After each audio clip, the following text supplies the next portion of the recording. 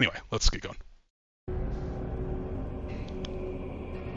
Season of Discovery is a project that I feel like every game developer dreams of being able to work on one day. Being able to take their favorite game and add something to it and change it up in interesting ways. We set out to do something bold and different when we announced Season of Discovery at BlizzCon in 2023, and the journey I had to pause it. I was going to try to skip it. How goated? Developer dreams of being Where able is to it? work on one day. Being able to take their Here favorite it is. game and add Dude, how goated was BFD?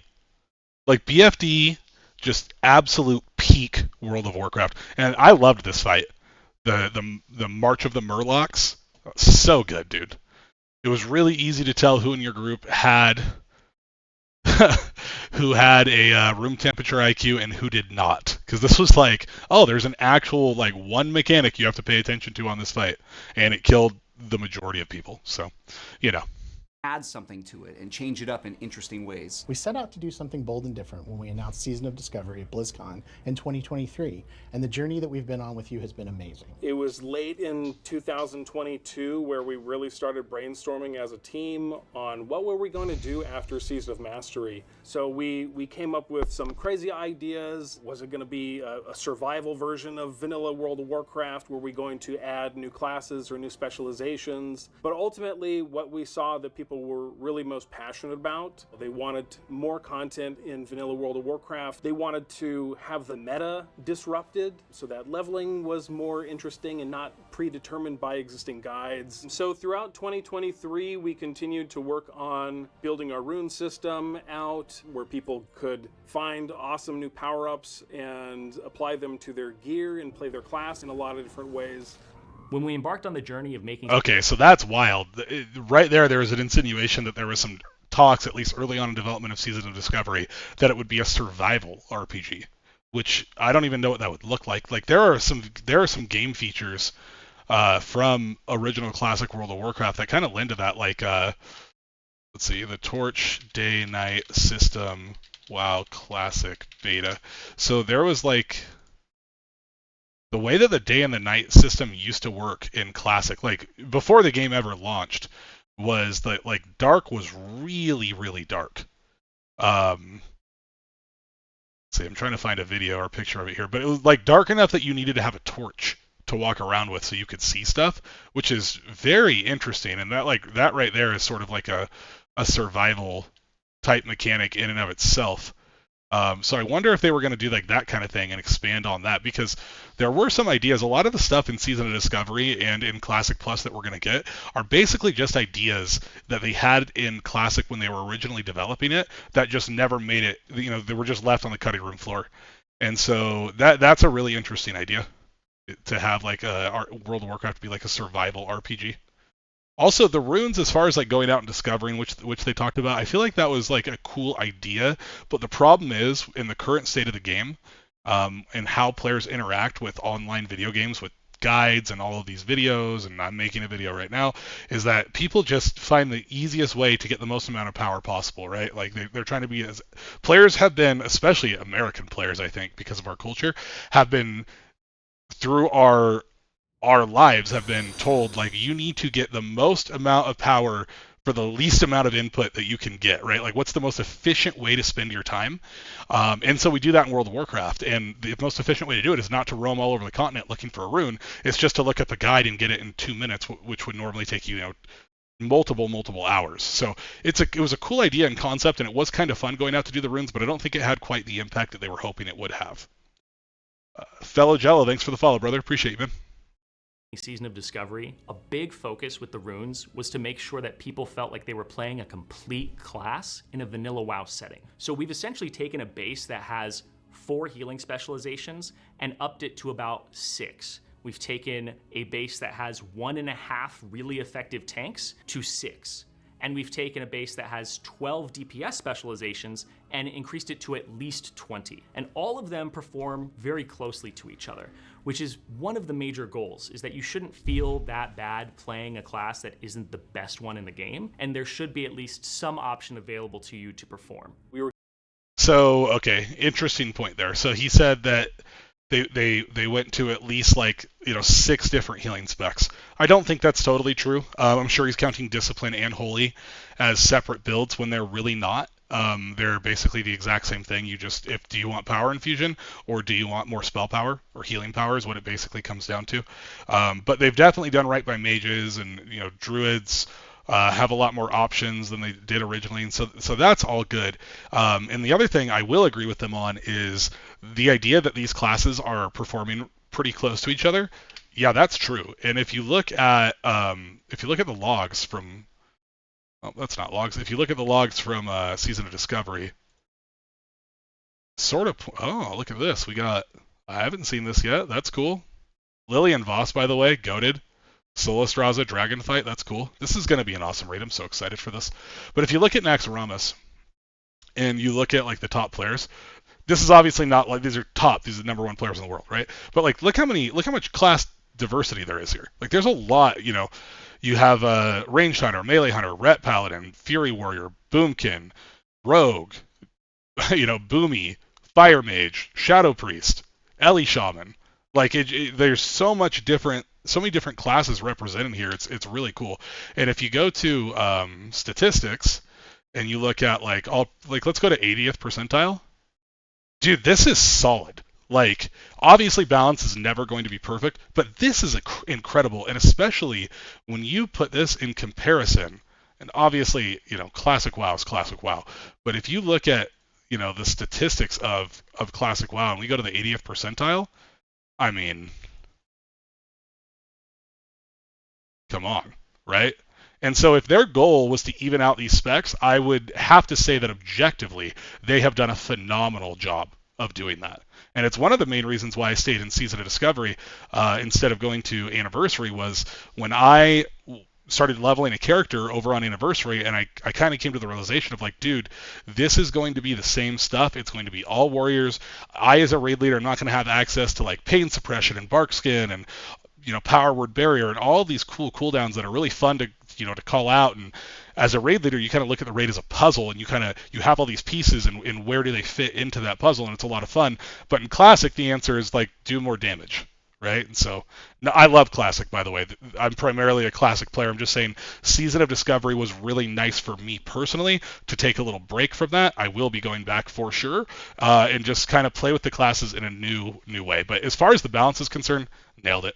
We're getting the Black Fathom Deeps ready, and then we heard that we were going to be able to be a part of the announcement at BlizzCon and be up on stage next to Holly and Metzen, where after they announced the World Soul Saga, and we get to announce Season of Discovery, which was incredibly humbling and exciting at the same time. What we were announcing seemed a little crazy at the time. Mages that can heal, rogues that can tank, the level capped at 25. I'm doing a 10-man raid in Black Fathom Deeps. What exactly is going on? And honestly, the more exciting thing was actually seeing people get into the demo station and all the demo stations being occupied nonstop. And it was a surreal experience seeing like, okay, we might have something interesting here. Man, my initial reaction to Season of Discovery was super negative. I was like really not excited about this. I wanted Classic Plus so bad, and I just felt like this was not it. If you guys remember during the BlizzCon beta, Ret Paladins were doing like 3 times as much damage as the next person.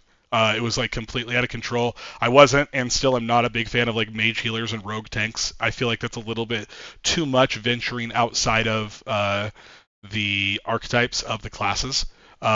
In SOD, I think it does work. It's cool. It's a cool thing to play with. It should not be a thing in Mythic or in Classic Plus. In my opinion is the correct one, because I am the official Classic Andy, of course. But yeah, I was really negative initially, and a lot of people were, and then I kind of started to play it a little bit, and we got further, and they got more announcements, and I was like, this is not as bad. I think that I myself know that I have this, and I think a lot of Classic players do as well. We have this knee-jerk reaction because Classic is it feels like home, and it is home. And we've played it for so long, and the game's been out for such a long time. We know so much about it, and we know all these, it's like when you go to your house or you go to your parents' house, like you know that place so well. You lived there for, like 20 years, and you know where all the little things are. You know the spots that are dirty, or this is where I used to play with my dog, and I put my toys in this spot. And that's sort of how Classic feels. It feels like this really nice homecoming every single time that you log in, and I feel like every time they put something in the game that disrupts it, I know I initially always have a lot of resistance to that, and that's not necessarily a good outlook to have, because adding things is not always a negative, right? We've learned that with the hashtag no changes. I think we've kind of gotten past that now as a community. I was certainly on that bandwagon, but at this point, I don't think we should. If we do feel that way, I don't think we should, because obviously the game needs some improvements, and it's gotten some of those. But the resistance was initially there. I felt that with New Avalon. As soon as they came out with it in SOD, this new zone, I was like, I don't know if I really like this new content, but we have to accept that if we want the game to grow as players of classic World of Warcraft, if we want things to improve and get to Mythic Plus, we're going to have to be okay with them adding some things and being a little bit unfamiliar with some of the elements they add into the game. And that's okay. It's good to be unfamiliar with things and kind of jump in and explore. We get to feel that feeling of wonder that we had when we first engaged with the game initially. Just kind of a little bit scary now, because we already have our expectations. When we were 14, we didn't. So people are pretty excited. And with Season of Discovery, we've been able to bring content that has long been hinted at or unfinished back from the original development of the game to light and to players for the first time, including the Karazhan Crypts dungeon. It's kind of this storied, legendary part of World of Warcraft. There was a lot of history with this place. It was an immense weight to try and tackle something of this magnitude. Yeah, it was scary. Yeah, it was very scary. Like, not just for the players actually experiencing the place and going through the darkness, but us actually designing something of this magnitude was very daunting. A lot of the times when we were doing... Dude, that rock... If you guys haven't done Karazhan Crypts, this is a rock that blocks the entry into one of these, like, little cubby areas, and it has, like, I don't know, 50 million health. And so we were like, are we just supposed to sit? We sat there for a while hitting that thing until we were like, this is not how you're supposed to interact with this object, because it's an attackable like object, like you can hit it. And it took us a while before we were like, I don't think we're supposed to do this. Of course, now we know if you just charge into it, it goes away, right? But that was that first night of Karazhan Crypts, man. Shoot, at least for my group, we were in there for like 2.5, 3 hours.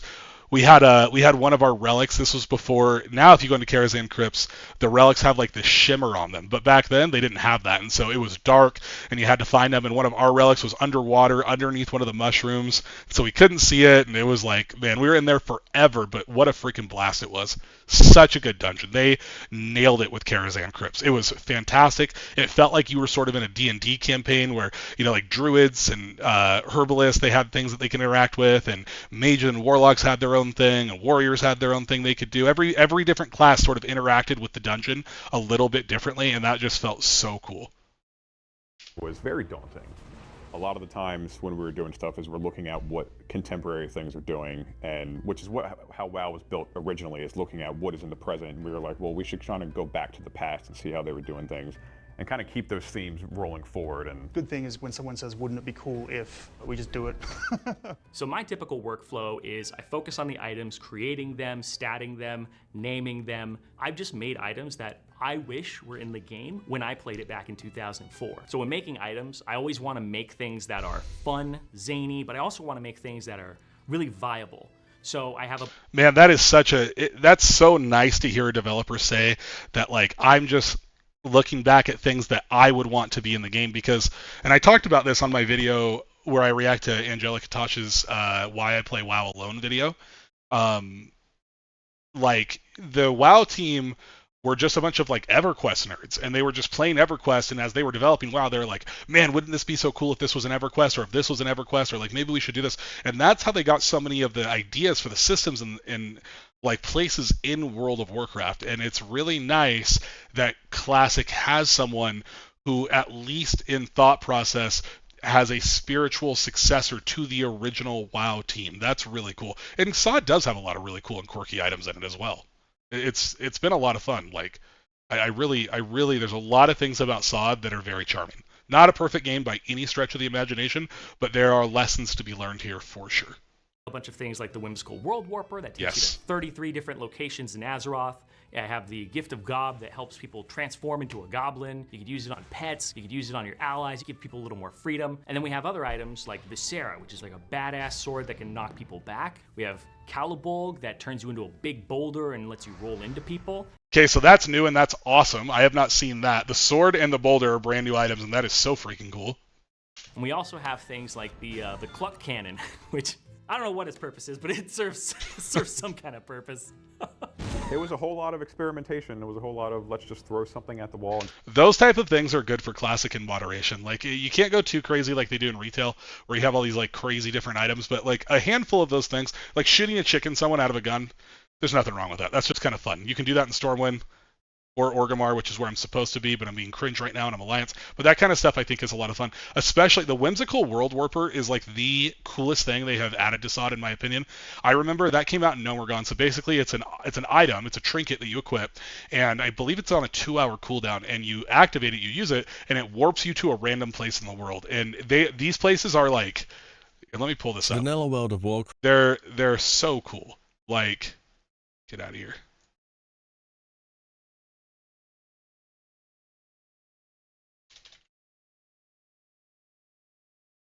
Let's see if we can. Yeah, here we go. So check this out. So he's using it. Boom. Like, where is he at? Way out in Daenerys, right? Off the coast of somewhere. Behind the Scarlet Monastery. Like, it takes you to, like, these really... all the way out in Silithus on top of a watchtower. You know, middle of Ashara. Like, it's so cool. It takes you all these weird places. It can take you to Old Ironforge. It can put you on top of those giant statues out in the Burning Steeps, where that Black Lotus spawns, where those cultists are all around.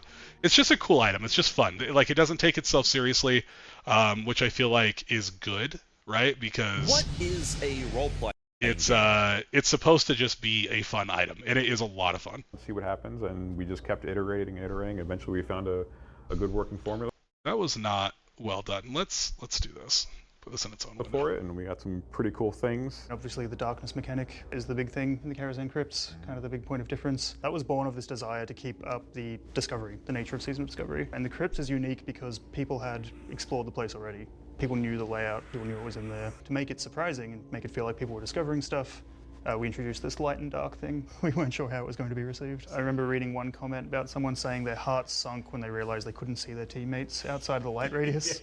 So that's the emotional texture that we wanted. We wanted to really hammer home the fact that it is darkness. Like, you are in a place that is completely void of light. Originally, the characters would hold a torch in their hand, tiny torch, and it was this really small torch, this tiny little light. You couldn't see anything. It was super annoying. I know we tried to invoke a lot of horror tropes. The eyes disappearing in the darkness, all these traps, all these horrible monsters. We tried to make this chandelier fall from the ceiling. I spent maybe 2 days on that, and it did not work. We ended up adding a lot of very cute touches to the crypts. I'm not even sure players noticed. We have things like we have cockroaches that will scatter when the light touches them, for example. I haven't seen any posts about that yet. Those are just for us, you know? When I go in on live and I see it, I'm like, that's right. That's us. That's for us. me. Those are our cockroaches. Yeah. We had the mimics, the chest you open. All of this stuff, like, I will tell you, first of all, Karazhan Crypts, I already said it's a banger.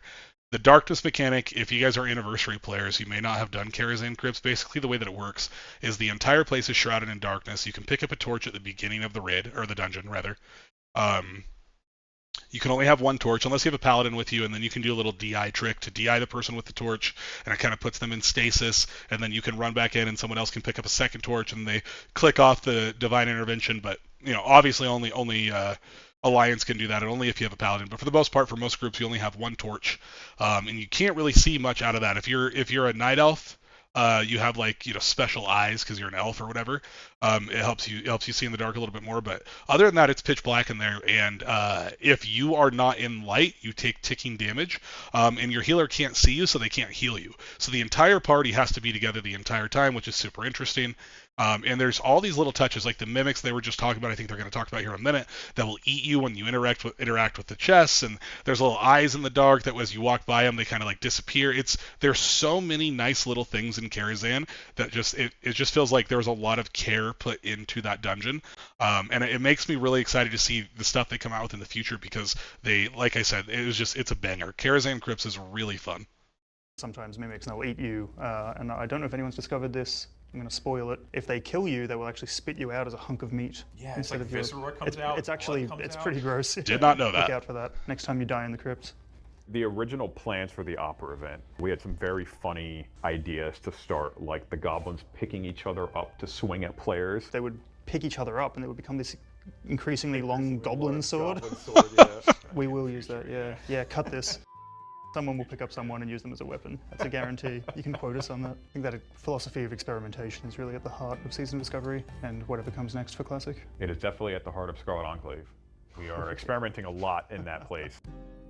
So for Phase 8, a little bit of a peek behind the curtain. The Scarlet Enclave raids, certainly the Ashburn questline that's related to it, the stories and the quests that are associated with it as well. It's actually originally intended to be a lot smaller of an experience, but when we saw the response to the Karazhan Crypts dungeon, the attunement questline associated with that, and some of the continuations of the narratives that we had set up earlier in Season of Discovery, it actually really encouraged us to go even bigger with the Scarlet Enclave raid. What started off as a small 5-boss dungeon suddenly grew to a full 8-boss raid, which we think really delivers on the promise of what players have been looking forward to for this content, really over the course of their entire Season of Discovery journey. Probably the most difficult thing that I've had. This really is sort of the culmination of Season of Discovery. This is exactly what we've been wanting since the beginning. Kind of sucks that it took almost a year and a half to get here before we had full on like a brand new raid. But I get it. I mean, they've been experimenting with stuff, and this is, you know, sort of like the classic WoW beta test or classic plus beta or alpha test. But you know, at least we're getting something new at this point. I wish it would have been a little bit sooner. I wish we would have a little bit more new content like original, but I know it's like a skeleton crew they're running over there because I don't think they even thought SOD was going to be successful to begin with, and so they didn't put a lot of manpower on it initially, which I understand. It's like an untested product, right? So you gotta kind of be careful with how many resources you pour into it. But at this point, I feel like it's been overwhelmingly successful. And full disclosure, I really wanted the Scarlet Enclave to be a 10-man raid again. I feel like SOD made 10-man raiding kind of infamous in Classic WoW, like that is where it started. And I would really, I mean, Ubers obviously, but most people don't really view Ubers as a true raid, right? We treat Ubers like a dungeon. But these were raids, like, you know, No More Gone is a raid. For sure. Like, nobody treats that as a dungeon. You know, BFD, maybe a little bit more of a dungeon, but it's still a raid. I was hoping that the Scarlet Enclave could be a 10-man raid as well. Just because we have so many people in the guild, I think it would have been fun. We would have been having Scarlet Enclave raids every single night, which would have been a lot of fun. The 20-man, 20 to 40 is cool too, but little bit disappointed, but I know that a lot of people wanted it to be 20-man, so I guess it's what the majority of the community wanted. But I personally am... I think that we should have 20 and 40-man raids, but man, I'm just such a fan of 10-man content. I think it's so fun. You become so close with the people in your group, especially if you go with them week after week. And it's really great. It's like super hardcore, like team building type of content, and I love that. Had to do itemization-wise so far has been creating the Corrupted Ashbringer as a legendary. Legendaries deserve a lot of respect. Players are going to want them to be iconic, and making something like the Ashbringer, which is a weapon of legend, even in real life to some degree, you want that to be evocative of what it feels like to be the Ashbringer when you wield it. I had 3 big things I had in mind when making it, and the first one was I wanted to make sure that it kept the lifesteal proc of the original Corrupted Ashbringer. The second one is I wanted to make sure that that proc was more effective and still good, but also scaled up a little bit, a little more beef to it. And the third thing I wanted to do is I wanted to make the weapon feel like when it procs, it's evocative of the Ashbringer is now on the battlefield. The Ashbringer has emerged and is turning the tides of battle. The Ashbringer, in my mind, is a weapon that overcomes insurmountable odds. The more you're ganged up on, the more powerful the Ashbringer is. The more times it can proc, the more people it will proc on, and the more it will fuel you. And the more it will destroy your enemies too. One thing we get asked. That's cool. That is fantastic, because obviously if there was one item that was like the legendary item in World of Warcraft, other than Thunder Fury, it is the freaking Ashbringer. That is such an iconic weapon in Warcraft lore. And it kind of felt like it's a cool item to get in Anniversary and in Classic, but it doesn't really do it justice. Like, it's cool that you can go to the Scarlet dungeons and you can, you know, go through the RP and all of that is like really awesome for sure. but it just doesn't really, it's not strong enough. It doesn't feel strong enough. And it's nice that he's wanting to make it an item where it's like you can feel the legendary's presence in the raid. That is awesome, and that is the type of stuff that you want in Classic. It's a lot about the end of Season of Discovery. Provided not every single person gets one, because if everybody has one, then it's not cool, then it's just something that happens in your raids. So you have to, if you're going to make items special, there's like this level of like, this is a really special thing, and we want people to like look and feel really cool with it. Right? But then if everybody gets it, then it's like it's not that cool anymore. So like scarcity sort of drives up that coolness factor, and you have to sort of balance it. Yeah, make a legend legendary. Exactly. You have to like you got to make it a cool thing. It can't just be a stat stick with like, oh, this is a very good item. That shouldn't be a legendary. A legendary should be a legendary item. When it's in the raid, you feel it, right? Like that's what we want. Discovery is what'll happen to my characters. Well, we don't really consider Season of Discovery to have an end, and we have no plans whatsoever to shut down the servers. We want to make sure that everyone has access to their characters and the achievements they've made for years to come. Our team has some really amazing things planned, and we really can't wait for you to see what else we're working on. Until then, thank you so much for playing Season of Discovery with us. Whoa, what was that? What is that? Hold on. That is not what we were told. We were told that this phase was the final phase of Season of Discovery. Did I listen to that wrong? Like did I mishear what he said? The more will destroy your enemies too. One thing we get asked a lot about the end of Season of Discovery is what'll happen to my characters. Well, we don't really consider Season of Discovery to have an end, and we have no plans whatsoever to shut down the servers. We want to make sure that So that is a self-contained statement, right? We don't plan on shutting down the servers, meaning you can continue to play it like Classic era, right? everyone has access to their characters and the achievements they've made for years to come. Our team has some really amazing things planned, and we really can't wait for you to see what else we're working on. Until then, thank you so much for playing Season of Discovery with us. Okay, so I did not mishear. They are basically confirming that they have more things that they are working on for Season of Discovery, which is really interesting because initially they said that that's it. Like they're doing this, and then this is the final phase, and it is the I think their exact wording was, it is the culmination of Season of Discovery. So that is fascinating. Might be they take a break to do something almost expansion-like. That could be fascinating. Sharuba says TBC. Yeah, dude. I'm not. Man, emergency. You might be right. Maybe you guys are right. TBC incoming? Who knows? Well, you know, it kind of would make sense, right? Because if you have, not that Anniversary is even close to TBC, but SOD started before Anniversary did, and Anniversary is for sure going into TBC. So I guess on a timeline scale, it would make sense for SOD to go into TBC a little bit earlier than Anniversary would, if they were going to do that. I'm not, full transparency, I'm not a fan of TBC. Like, this is like a hot take that I have. People don't like this, but I don't like TBC. I think that people are kind of kidding themselves when they talk about how great TBC is. I think the first phase of it is pretty awesome. I think it really falls flat after that. And the numbers represent that as well. Like, TBC was really, really bad for the Classic movement. Everybody was all talking about, it's so hype, vanilla is the TBC waiting room. Really, TBC should be the thing that we're playing. And then TBC came out, and I was like 80% of players quit. Like, everybody quit from vanilla. So I'm not a huge fan of TBC. SOD TBC, however, could be really, really interesting, especially if they're going to rework the world a little bit. I don't think there should be flying mounts. I don't like that. You know, I am true Classic Andy. Like, vanilla Classic, that is my choice. That is my flavor of choice. But we'll see. Who knows what they have coming out? That is something to give us optimism, though, is the fact that they have stuff planned. So that's really exciting. Really exciting. I'm glad they did this video. This was cool. It's a nice little look into what the developers have planned. Too long, didn't read. They don't say what's next. Correct.